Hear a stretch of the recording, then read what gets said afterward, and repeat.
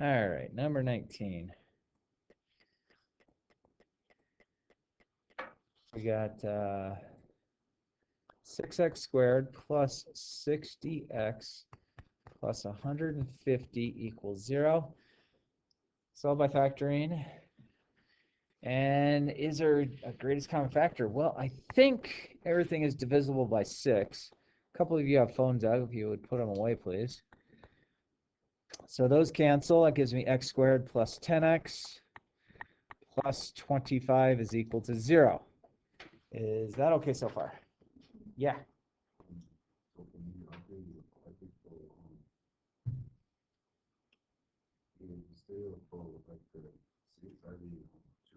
Oh, you did too?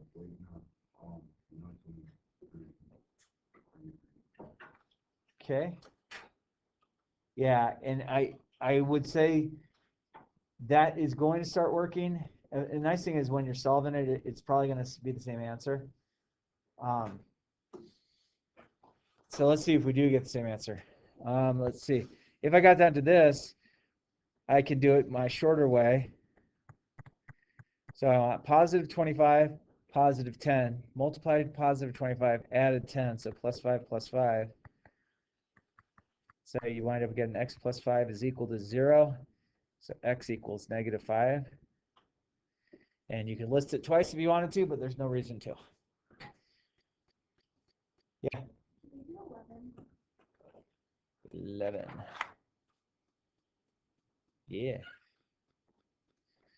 Oops. Number 11. 25x squared is equal to 36y squared. So we want to get x by itself, and we're almost there. I'm going to divide both sides by 25. So those cancel. And then I'm going to take the square root of both sides. Don't forget the plus minus. Square root of 36 is 6. Square root of y squared is y. Square root of 25 is 5. So there's no longer a radical because it was a perfect square. Okay. Anything else? Happy? Content? No problems? 7. Number 7. X squared. Thanks for asking for this one, by the way. So if I take the square root of both sides,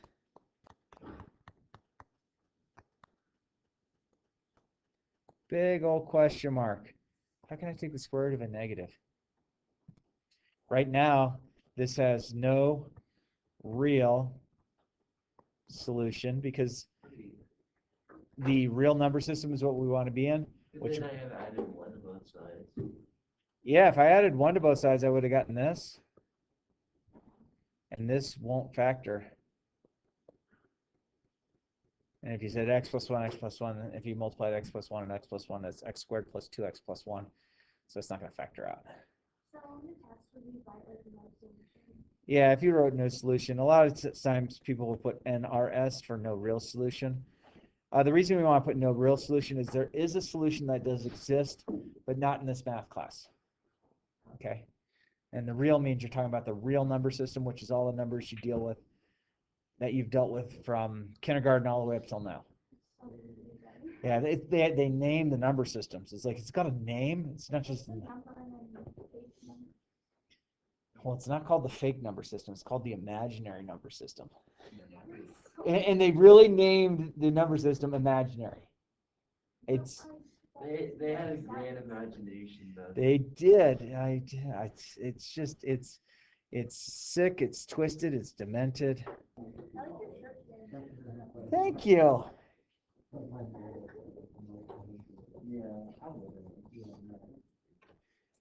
All right.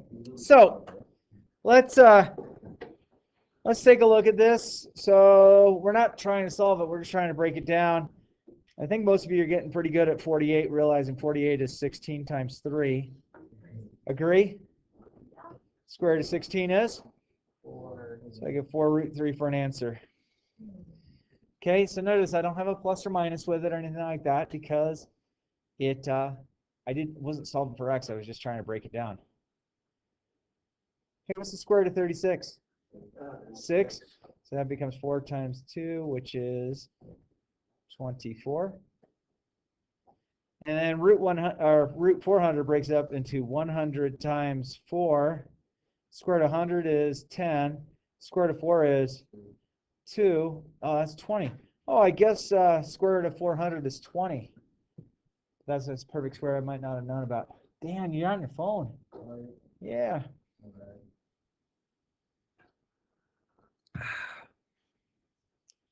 All right, how do we feel about those? Seem okay? Cool. Yeah, so there are some times that we would have a perfect square that we might not recognize as a perfect square right away because I only go up to like 144 on the perfect squares. So sometimes we could discover another perfect square just by breaking the number down and going, we're able to take a square root of everything. Okay, so this one's going to be similar. We just did one on the homework similar to this. If I wanted to solve this, I'm going to subtract 8 from both sides. Then I get x squared is equal to negative 8. Take the square root. I agree you could break down 8, but this negative underneath the radical means that there is no real solution. So that's can be a gotcha type of question if you don't watch out for it. Because I can't take the square root of negative 8. That negative under the square root sign. Uh-huh. Yeah, and I would say you'll probably see one of those tomorrow. Okay, so I would say keep in mind this would be a very similar type of problem you would see tomorrow on a quiz. How many questions do you guys want? Like 50? 5? Decently long? Yeah. So for just the normal square root if you take the square root of both sides, yes. If you didn't take the square root of both sides, it could have a positive and negative component answer, but you could have two different answers. Okay, so like this one will have the square root.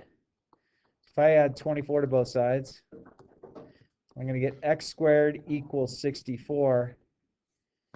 If I take the square root of both sides, don't forget the plus or minus. Square root of 64 this week is 8.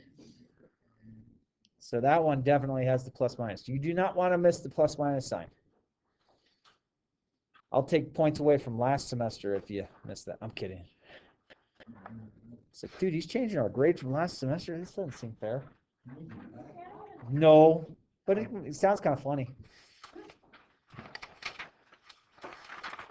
All right.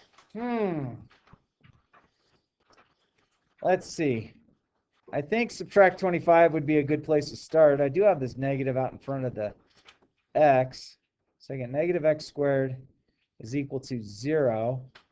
If I multiply both sides by negative 1, I get x squared is equal to 0 times negative 1 is still 0. If I take the square root of both sides, x equals, I took the square root of both sides, but is 0 positive or negative? Yeah, it's not. So I just put a 0. Do you miss it if you put the plus minus? No. Yeah. So does it matter? Yeah, if you put this answer like this, I'm totally fine with it. I'm not going to dock any points. It means the exact same thing in my opinion. Now, you might come across teachers later in your high school and adventure that might. I just can't guarantee. But I'll just tell you that this guy, I'm not going to look at that. All right, so now this next one, I have a quantity. What's wrong, Dan? Oh. Oh, really? Yeah. Beyond this? Beyond this one. Oh, cool. Okay. Well, that means you got some time to work on homework.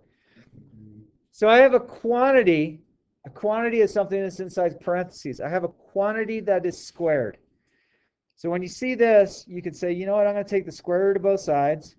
So I get x plus 2 is equal to, don't forget the plus minus, because you took the square root of both sides.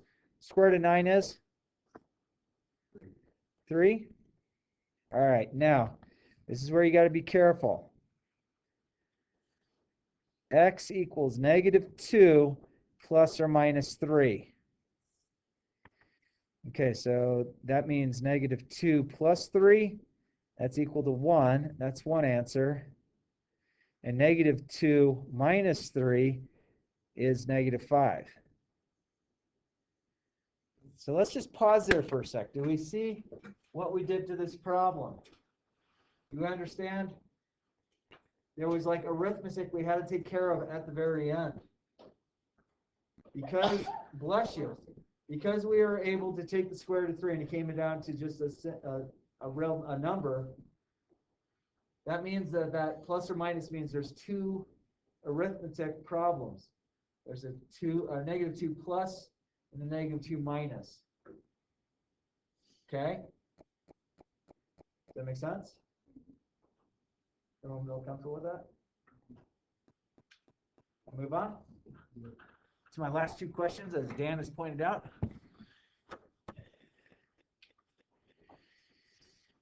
Okay. What do you think? Subtract 5. Great job. So x squared, 11 subtract 5 is 6, I believe. Root both sides. Don't forget the square root of 6. Does 6 break down to any perfect squares, or is it a perfect square itself? It doesn't break down. It breaks down to 2 and 3, and those don't break down. So there's my answer. Plus or minus root 6. Okay. All right. Blessing you. All right. Add 1.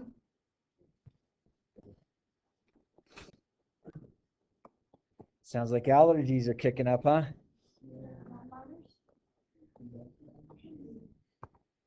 But don't worry, they say we wear our masks. Because everything gets stuck in there and you keep breathing in and out the pollen. Yeah. Not yet. I will. Definitely. So I'm going to divide by 3. So those cancel. Now I'm going to worry about the plus minus because I took the square root of both sides. And I can't break 5 down, so I get root plus or minus 5. Seem like a deal, my friends? All right.